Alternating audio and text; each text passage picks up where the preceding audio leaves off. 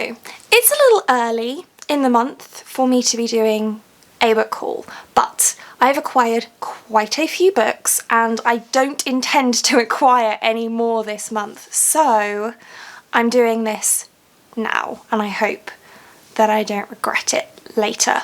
But I have purchased quite a few books. As I mentioned, I had quite a few pre-orders come in. I also have bought some books for a video. Well, I'm not going to tell you which ones of these are for that video, but I did buy some books for a video, and also it was my birthday on the 5th, and so I used some of my birthday money to buy myself some books. So that's what the majority of this haul is, to be honest, and there's quite a few books to get through, so in no particular order. I've literally just stacked them next to me and I'm just gonna go through them in the order that they come to my hand. Okay, so first up is A Bridge of Souls by Victoria Schwab. This is book 3 in the Cassidy Blake series. I think this is the last one for now, so I guess it's a trilogy, and I've read the first 2, really enjoyed them. They follow Cassidy Blake, who can see ghosts, and her best friend is a ghost, and I just love ghost fiction, and especially middle grade ghost fiction.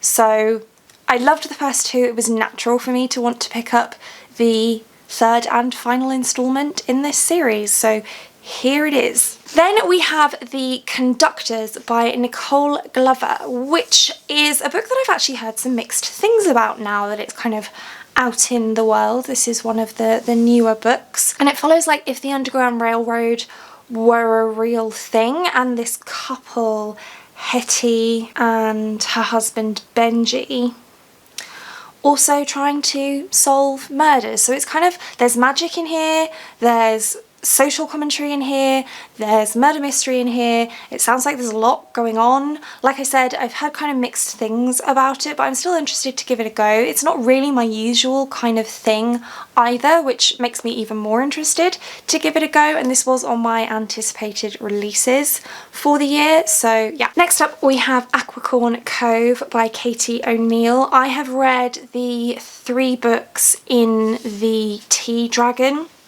series by Katie O'Neill. I don't think the last one is out yet, the 3rd one in that, the Tea Dragon Tapestry, but I read an e-arc for it on NetGalley, and I just really wanted to try this other story by her, mostly because I just love her art style. It's so cute and her stories are so heartwarming, and it's a nice, quick, easy read, a nice one to have in my collection, so I decided to pick this one up. I don't really know what it's about. I don't really get these for the story. I get them mostly because the art is just so pretty. Next up we have one that has been on my digital TBR for quite some time, and I'm happy to add it to my physical TBR, and that is If We Were Villains by M.L. Rio. This one follows, it's kind of it's a murder mystery type story with dark academia vibes, and it's the story of this murder, but the main character, whose name is Oliver, has just served 10 years in prison for this murder that he says he didn't commit, and the detective who originally investigated the murder is retiring and asks Oliver to tell him what really happened, and so Oliver is recounting what happened, and so we're going to find out what actually happened, and it just sounds really, really interesting. I've heard great things about this, so I'm definitely keen to pick this one up at some point, as with all of these struggles. Next up, another one that's been on my list for ages. It's a little bit difficult to get hold of, but this is Meet Me at the Intersection, which is an anthology edited by Rebecca Lim and Amblin Quayan Molina, and this is, as the name would suggest, it is about it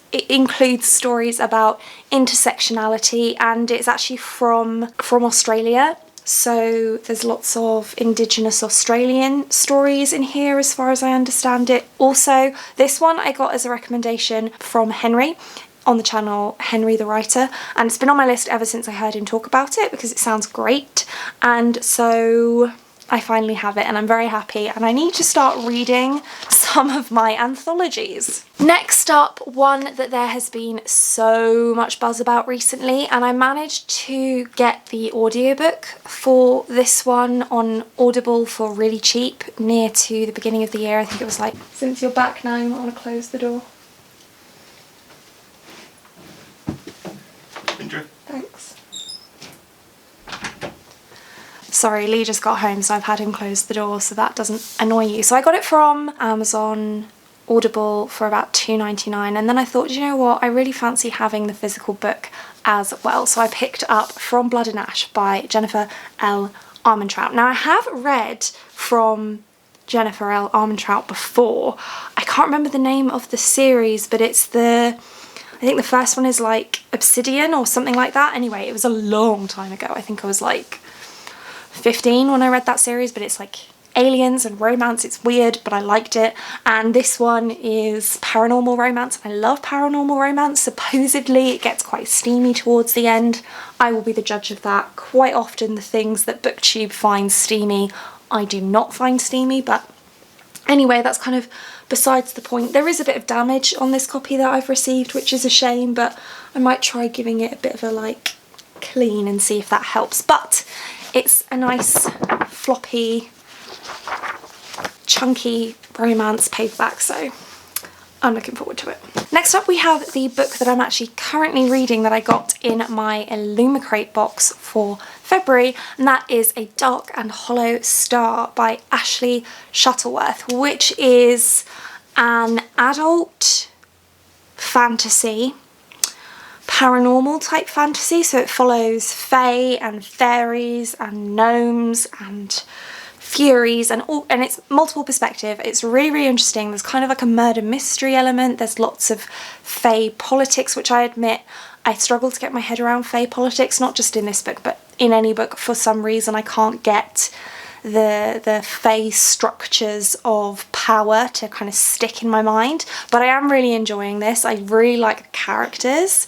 I haven't been able to spend as much time reading it as I would like to this week, but I should be finishing it this weekend and I'm thoroughly enjoying myself. I would highly recommend, but there is a very long list of trigger warnings in the front of this one, so do check those out before you decide to pick this one up. The next one I have here is Blackwing by Ed McDonald, and I can't really get my head around what this one is actually about, but it is a fantasy, so obviously I'm interested, and it sounds like there's kind of plots and mysteries and people trying to escape and other people trying to stop those people from escaping.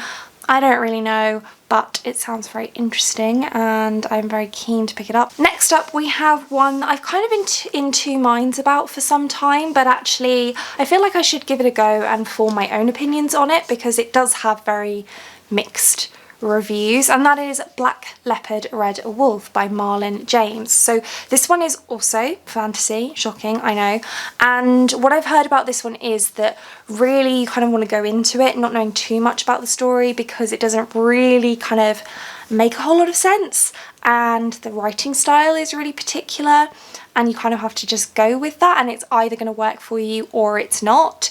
So I kind of just want to see where I fall, and this edition is lovely. It's got French flaps here.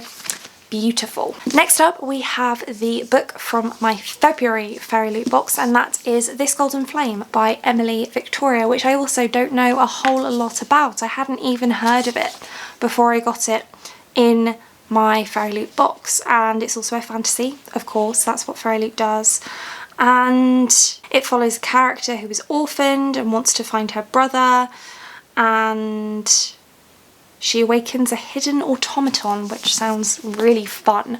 So definitely hadn't heard of this one before, but now that I have, I am intrigued. Next up we have Dragonheart by Peter Higgins, which the cover is super cute, first of all, but this one follows, it's a world where dragons used to be a thing, but the last dragon died at the end of the Great War, and we follow a couple who have had they're on the run, they've had a child, and then they come across the dragon, the last dragon that was supposed to have died, and something happens whereby their daughter is now bonded to this dragon by having the dragon's heart.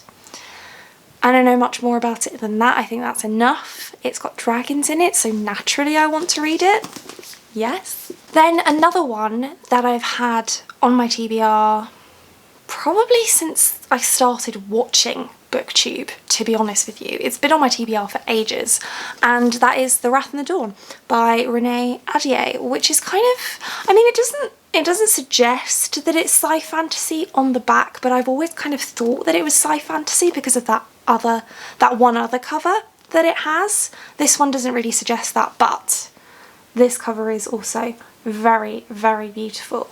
And this one follows, I think it's multiple perspective as well, because we've got Khalid and Shahzad, and they have to work together, and one of the characters is possibly a murderer and the other character is possibly falling in love with them, and it sounds really fun.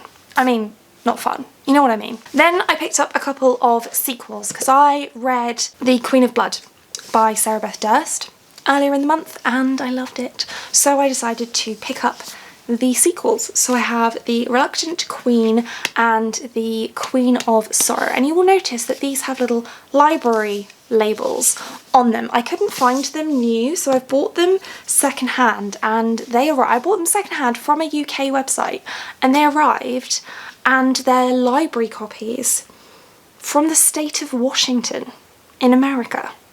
So that's kind of weird, and I'm not mad about it, but it is kind of weird. So the pages are a little bit on the used side, but because the covers were covered in plastic, which I have now removed, the dust jackets are pristine, which is great. I took the plastic off because I like to be able to remove my dust jackets when I am reading hardbacks. So, plus I'm not a library, so I don't need to keep the plastic on them.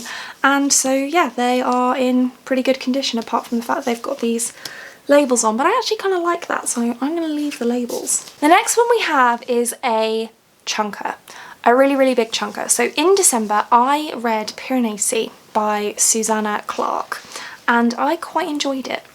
And she has another book that you may have heard of, which is called Jonathan Strange and Mr. Norrell, and this one's a big boy. This one's over 1,000 pages. Again, one I've heard very mixed things about. Some people love it, some people found it really slow and boring. I am interested to see where I fall. It follows two characters, Jonathan Strange and Mr. Norrell. They're both magicians. They both have very different opinions about being magicians and how that should work. So yeah, I'm interested to see where I fall on this one, but I'm definitely not going to be afraid of DNFing it if it doesn't work for me, because I am not going to push myself to read a 1,000 page book if I'm not enjoying myself, because I have so many books on my TBR. So I'm keen to give this one a go.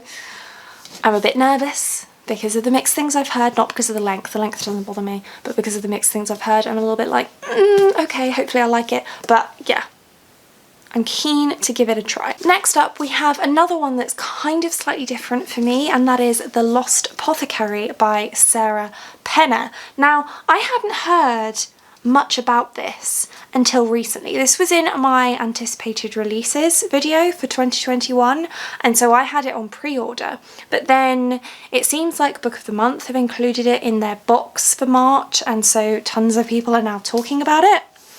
But anyway, it's quite short. It's shorter than I anticipated, and it's kind of a dual timeline type story. So we follow an apothecary in 18th century London. Yeah, 18th century London, who sells basically poisons to women to dispose of the men in their lives that aren't treating them properly. And then we follow a character in modern day London who has kind of discovered a clue to the lost apothecary, and somehow their lives get intertwined. I don't know how that's going to happen because 18th century London, modern day London, I don't know how that's going to work. So it's kind of like a historical fiction, maybe fantasy, maybe sci-fi. I don't really know, but I am interested to find out. And like I said, very short, very, very short. It's like, ooh, there are historical notes at the back. That's interesting.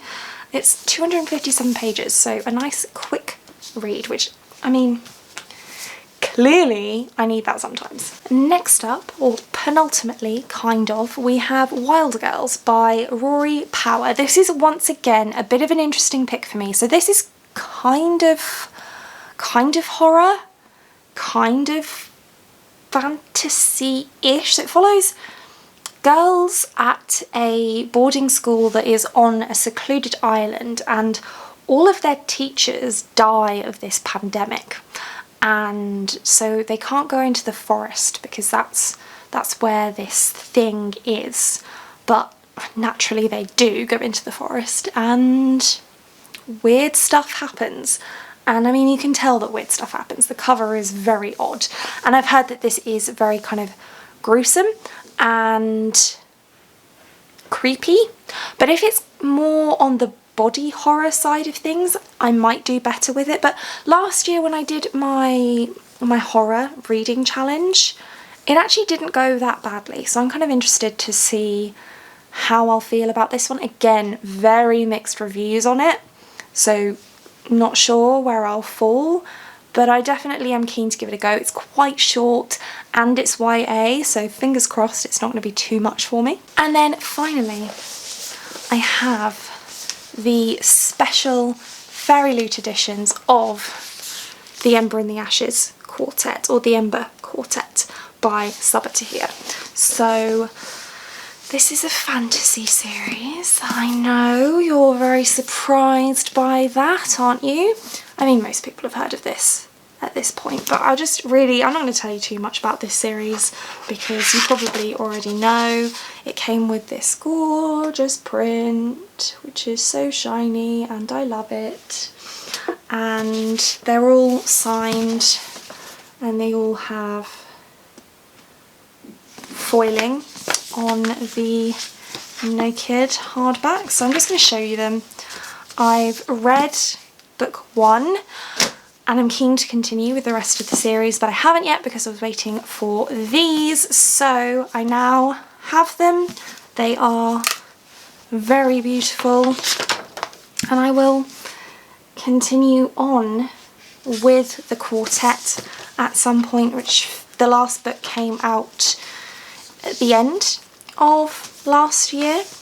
So yeah, I thought I'd just show you them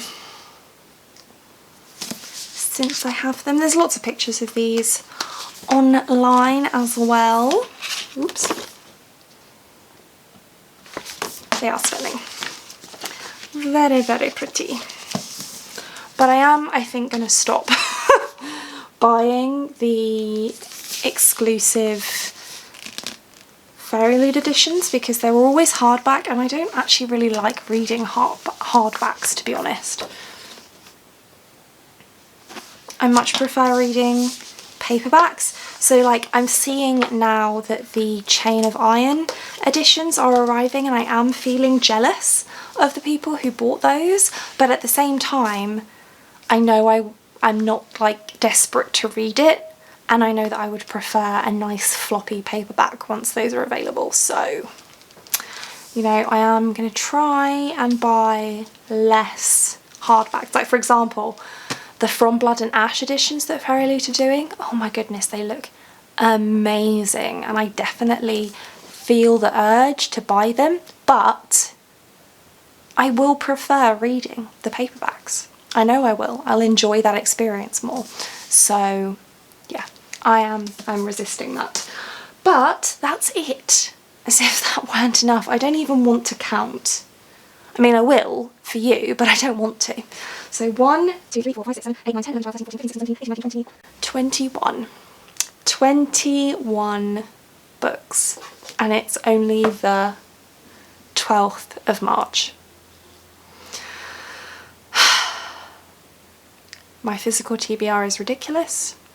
Let's not talk about it. Don't forget to check out Ponderful Books, which is my small business with my sister, where you can tell us what kind of book you would like and we will pick a book especially for you and send it to you with lots of fun goodies for a nice cozy night in of reading. The link will be in the description bar, and that's it for this one. Thank you so much for watching. If you like this video and want to see more like this from me, then do think about hitting that subscribe button, and I hope to see you here again soon. Thanks. Bye.